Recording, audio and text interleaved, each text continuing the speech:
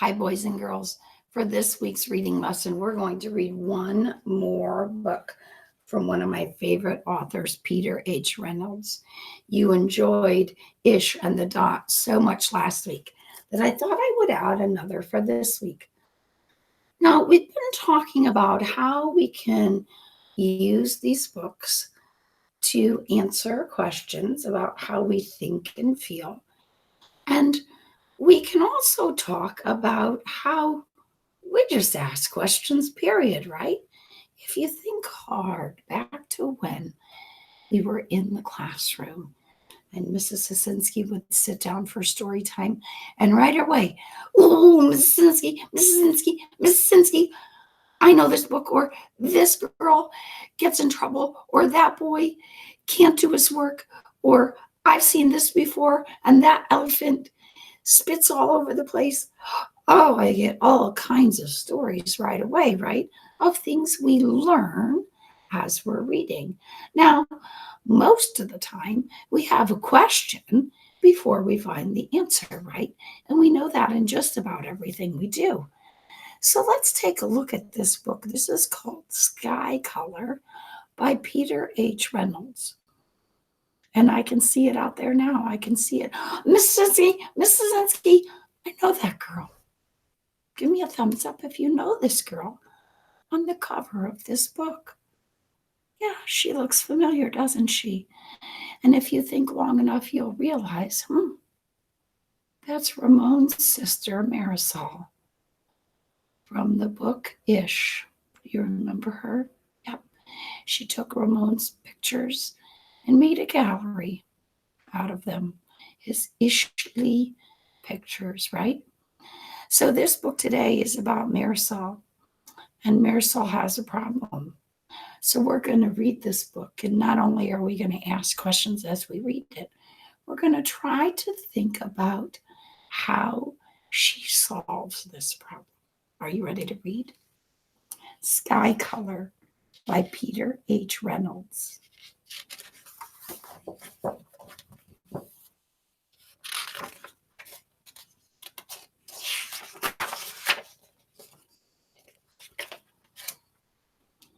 Marisol was an artist. She loved to draw and paint, and she even had her very own art gallery. Does that surprise you? Not all her art hung in a gallery. Much of it she shared with the world. She painted posters to share ideas she believed in.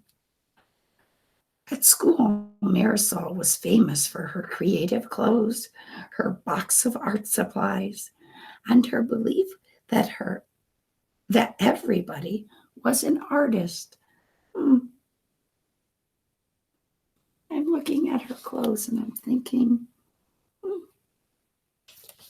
why was she famous for her creative clothes? She does have some patterns on there if you get a close look.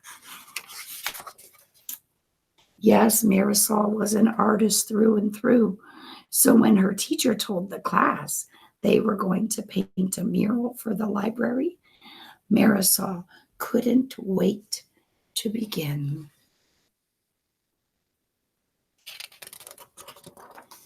The classroom buzzed with the sound of brainstorming. The students talked and sketched.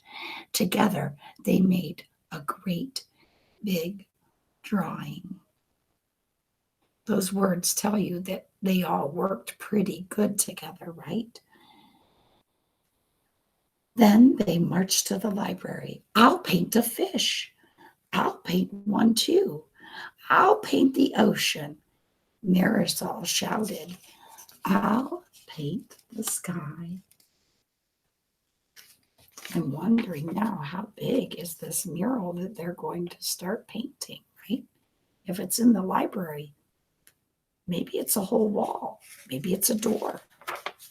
Let's find out. Marisol rummaged through the box of paint, but could not find any blue. Why does she need blue? Well, she's painting the sky. How am I going to make the sky without blue paint? Hmm.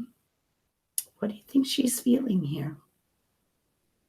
I would guess she's a little frustrated, maybe a little confused.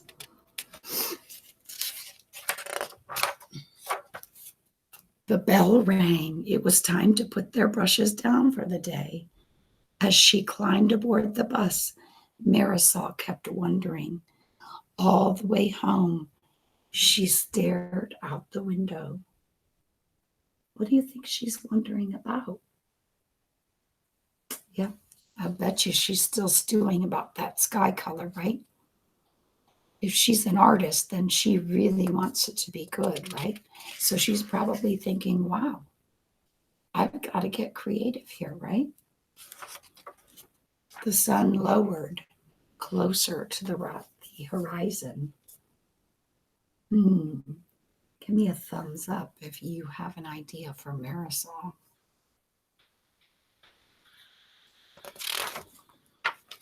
Later at home, Marisol watched day turn into night.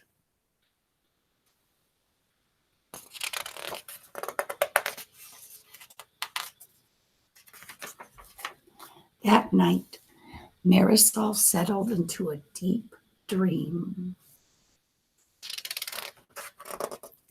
She drifted through a sky swirling with colors. The colors mixed, making too many to count. In the morning, Marisol stood waiting for the bus in the rain. The sky was not blue, and she smiled. Now I'm starting to wonder, her feelings have changed quite a bit. How do you think she's feeling now? Much better than she was yesterday. At school, Marisol raced to the library. She grabbed a dish and began adding colors. This one, that one. She swirled the brush to make an altogether new color.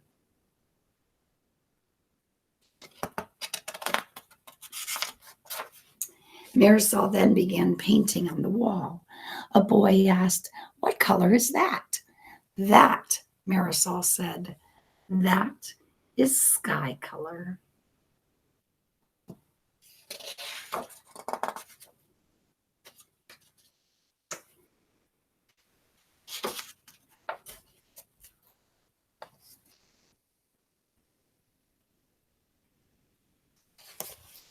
Now, looking at that back page, you must feel that she finally figured it out, right?